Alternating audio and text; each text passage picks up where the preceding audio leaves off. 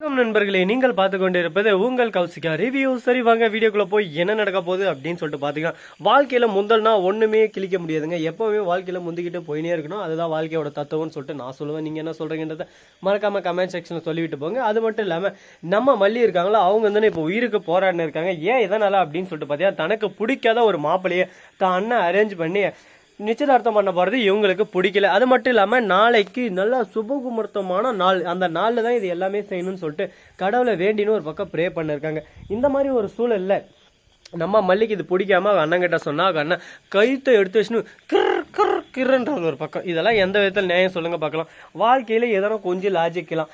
எந்த படத்தா பார்த்தாலும் எந்த வீட்டில் பார்த்தாலும் எதனா ஒரு லவ் மேரேஜ்னா போதும், நான் சொல்கிற பையனை கட்டிக்கலாம், நான் செத்துருவேன் எல்லாம் அவங்ககிட்ட எல்லாம் சொல்லணும். நீ செத்து தான் ஒரு டைம் காட்டேன் அப்படின்னு சொல்லிட்டு நம்ம சொன்னால் தான் அவர் சாவாமல் மூடிட்டு அவங்க வேலையை பார்ப்பாங்க. அதை விட்டு நம்ம அவங்களுக்கோசரம் பயந்து இது பண்ணால் வாழ்க்கையில் எப்படி சொல்லுங்கள் பார்க்கலாம். உங்களுக்கு ஒரு தத்துவம் சொல்கிறேன், நல்லா ஞாபகம் வச்சுக்கோங்க. நம்ம பெற்றவங்களுக்கோசரம் காதலிச்சவங்களை விட்டுட்டு வேற யாராவது கல்யாணம் பண்ணால் திரும்ப நம்ம பெற்றவங்க நம்மளை ஏற்றுக்கினாலும் அந்த சமயத்தில் நம்ம காதலிச்சு நம்ம கூட சேர முடியாது. அதே காதலிச்சு பசங்களை பெற்றவங்களை எதிர்த்து கல்யாணம் பண்ணிக்கலாம்னா எப்படி இருந்தாலும் உங்கள் பெற்றவங்கக்கிட்ட வந்து சேர்ந்துருவாங்க. அப்போ அந்த காதலிச்சு பையனும் உங்கள் கூடயே தான் இருப்பான். அதனால் எது பெட்டராக இருக்குன்னு நீங்களே தெளிவாக யோசிச்சு தெளிவாக முடிவு பண்ணியிருக்காங்க. அது மட்டும் இல்லாமல் மறுபக்கம் என்ன நடக்குதுன்னு சொல்லிட்டு பார்த்தீங்கன்னா, கரெக்டாக இந்த மாதிரி தருதலையெல்லாம் இந்த மாதிரி தான் ஊருக்குள்ளே 2-3 சுற்றின்னு இருக்கும். இது பேச்செல்லாம் கேட்காதீங்க, நீங்கள் உருப்படவே மாட்டீங்க.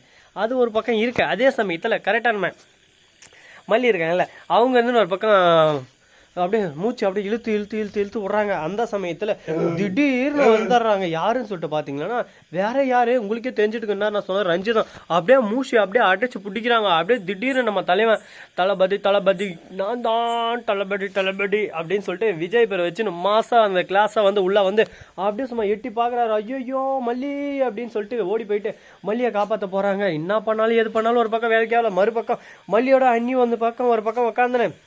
ஐயோ என்னமாச்சு மல்லி, உனக்கு யாருமா அந்த படுகொலை பண்ணது எல்லாமே அந்த ரஞ்சிதம். அந்த ரஞ்சித்தை இன்னைக்கு நான் பாரு உண்டு இல்லை வேறு இல்லைன்னு பண்ணுறேன் அப்படின்னு சொல்லிட்டு சொல்லியிருக்காங்க.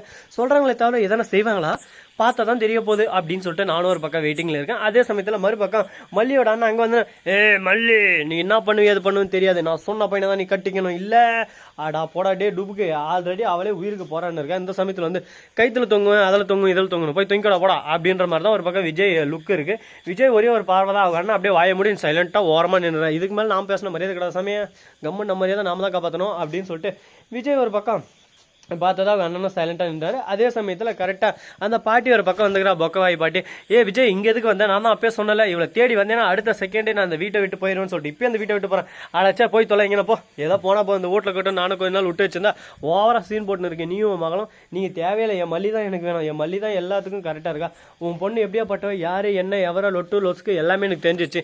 தேவையில்லாம இனிமேல் என்கிட்ட ஃபிலிம் கட்டுற வேலையெல்லாம் வச்சிருந்து வச்சுக்க, அவ்வளோதான் சேவலுக்கு பிஞ்சு போயிடும், ஒழுங்காக ஓடி போயிரு அப்படின்னு சொல்லிட்டு திட்டி விட்டுறாரு. அடடா என்னடா இது இப்படியெல்லாம் நடக்கும் அப்படின்னு சொல்லிட்டு ஒரு பக்கம் ஷாக் ஆயிருதுன்னா பார்த்துக்கோங்களேன்.